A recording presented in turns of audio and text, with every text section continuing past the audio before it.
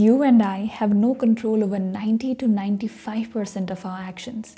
There's just 5 to 10% of our behavior that we can consciously control, and the rest is controlled by our subconscious mind. You may have noticed it at times that our conscious mind tells us to work or study, but then we end up doing something else the next moment, maybe thinking about something or scrolling through the mobile phone.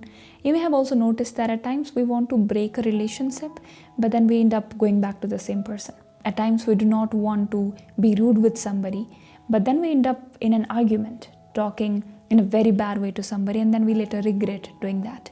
That's because even though our conscious mind is telling us to do something, our subconscious mind might have been programmed in a different way.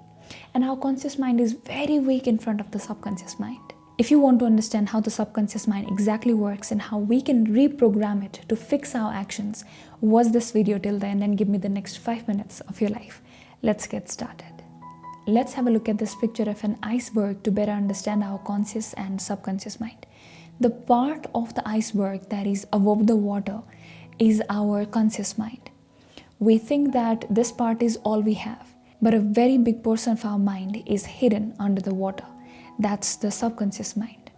Our conscious mind is the logical mind. It wants to do the right thing, but a very big portion of our mind is driven by values, belief system, pleasure principles, experiences that we have had, parenting that we received, and a lot more.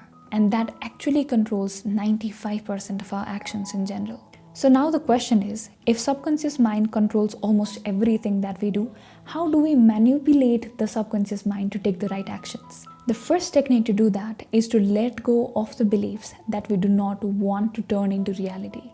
Let's take an example here to better understand how it works. So let's say you believe that you are not smart enough and you cannot do mathematics, you cannot solve mathematical problems. Now what happens is the next time you sit on a maths class, your mind will slowly start giving up. You will stop understanding what's going on, and your mind will not even try to help you understand, because there is this thought within you that you are bad at maths, you are not smart enough, and your mind will try to prove the same thing. The same thing is also proved by the law of self-fulfilling prophecy. You become what you believe. So rather than thinking that I'm not smart enough or I cannot do mathematics is so hard for me, the next time what we can rather do is we tell to ourselves that I'm very good with mathematics. I can solve problems easily. And when we do that, even if we find some problems in mathematics, our mind believes that we are good at it and we can solve it. So we do not give up on that thing. We do not get frustrated when we cannot solve a mathematical problem. So it's very important to remove all the beliefs that you do not want to turn into reality. Now the next technique is to make use of the power of emotions. Emotions can really control our energy level and productivity. Some days when we are in a very good mood, we work the entire day and we feel the same energy in the evening. But at some days when we are in a very bad mood, we may not do anything in the entire day and we still feel tired and drained in the evening. Our conscious mind can play a very important role in it.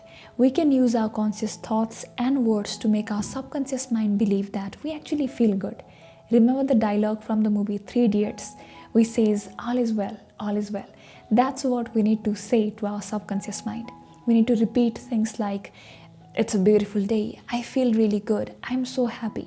Even if that might not be the reality, our subconscious mind cannot understand it because it cannot differentiate between truth, lies, or jokes.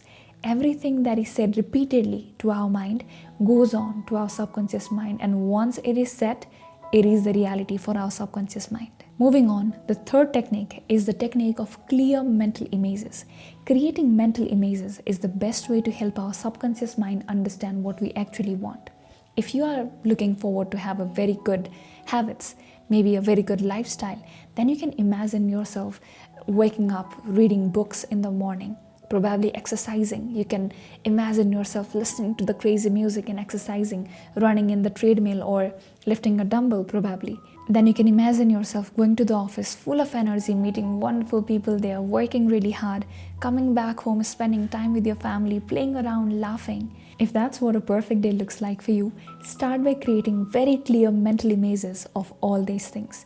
Once you do that, you need to visualize it. There are 3 circumstances when visualization works the best. and when the subconscious mind is the most active. The first one is right before you sleep.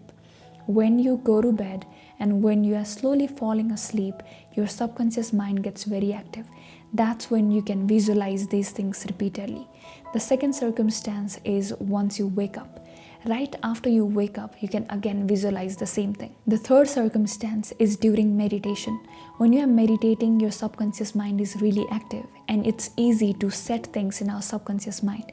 So that's when you can again visualize what you really want. Once you do that, your subconscious mind will be clear about what is the right action that I need to take, what is the right kind of behavior that is good, and that's how our actions and behaviors are shaped. Being grateful is another step to happiness and productivity. It is said that when you are grateful about something, more will be given to you. And when you are not grateful, even what you have will be taken away. So remember to be grateful and kind and also exactly know what you want in life.